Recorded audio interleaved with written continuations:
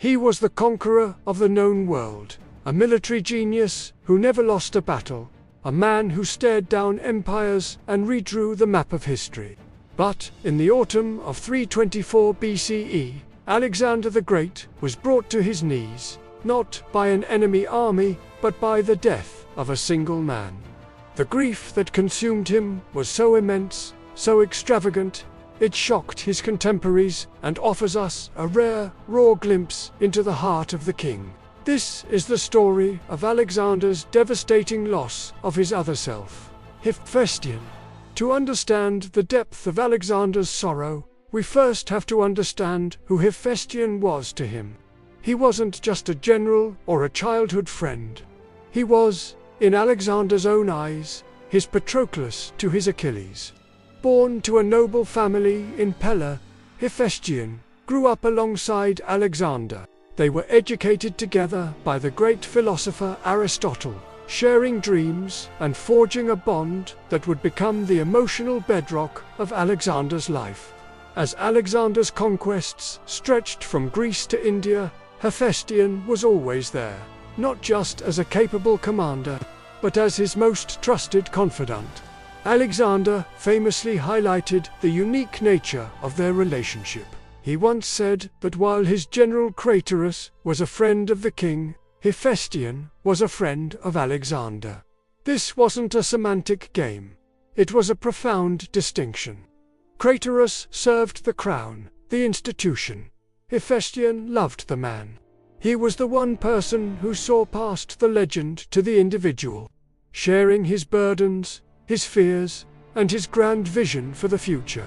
Hephaestion was so intertwined with Alexander's plans that he became his second in command, the Chiliarch, and a key supporter of his controversial policy of blending Greek and Persian cultures. At the mass weddings in Susa, while Alexander married a daughter of the defeated Persian king Darius, Hephaestion married her sister, binding them together not just as friends, but as brothers-in-law.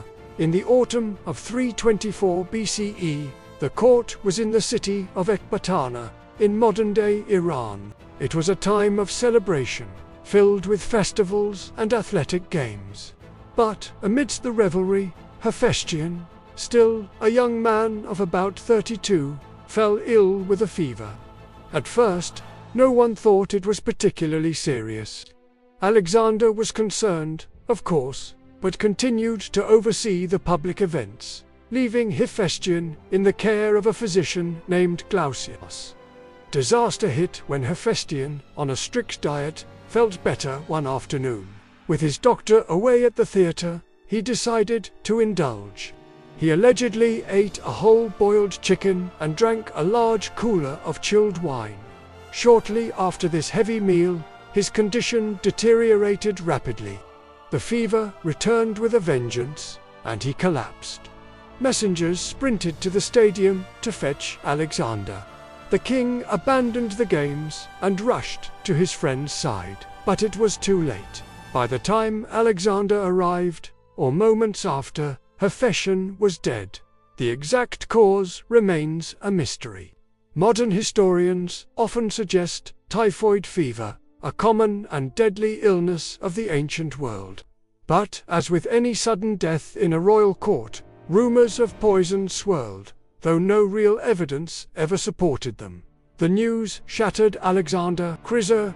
His reaction was not one of stoic, kingly grief. It was a primal, uncontrollable explosion of sorrow. He reportedly threw himself onto Hephaestion's body, weeping for hours, refusing to be pulled away. He cut his hair short, a traditional Greek sign of profound mourning, just as Achilles had done for Patroclus. For 3 days, he fasted and locked himself away, refusing to see anyone or deal with any state affairs. The entire machinery of the vast empire ground to a halt, held in suspense by the king's personal agony. His commanders grew alarmed, watching their invincible leader consumed by a grief that bordered on madness. Alexander's orders for the official mourning were on a scale never seen before, treating Hephaestion not as a subject, but as royalty himself. He commanded universal mourning across the empire. He ordered that the sacred fires in temples be extinguished, a Persian custom typically reserved only for the death of the great king. The manes and tails of every horse and mule in the army were to be shorn. He even commanded that the battlements of nearby cities be torn down, as if the world itself should be disfigured by his friend's passing. His rage needed a target. The unfortunate physician, Glaucius, paid the ultimate price for his failure. Alexander had him executed, by some accounts crucified, for his perceived negligence. In a fit of grief-fueled fury, he is said to have ordered the destruction of the temple of Asclepius, the god of medicine, in Ecbatana, punishing the god for failing to save his friend. Alexander then sought to immortalize Hephaestion. He dispatched messengers to the sacred oracle of Ammon at Siwa, an oracle he deeply respected, asking a monumental question: could Hephaestion be worshipped as a god? The oracle gave a clever, diplomatic reply. Hephaestion should not be worshipped as a full god, but he could be honored as a divine hero. This was all the permission Alexander needed. He decreed that shrines to the hero Hephaestion be established throughout his empire. But his grandest gesture was yet to come. Hephaestion's body was embalmed and prepared for a magnificent journey to Babylon for the funeral. There, Alexander planned to build a funeral pyre so colossal it would be a new wonder of the world. Ancient writers describe his plans for a multi-tiered structure, hundreds of feet high, lavishly decorated with golden ship prows, towering statues, and intricate carvings of battle scenes. The estimated cost was astronomical, somewhere between 10,000 to 12,000 talents, a sum that could fund entire armies for years. It was a monument designed to scream his love and loss to the heavens, while the full structure was likely never completed due to Alexander's own death the following year. The scale of the intent is what matters. It shows that his grief was not just an emotional outburst, but a project, a final, monumental act of love.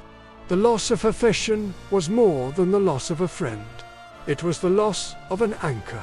For months, Alexander remained in a deep depression, finding his only release in brutal, relentless action.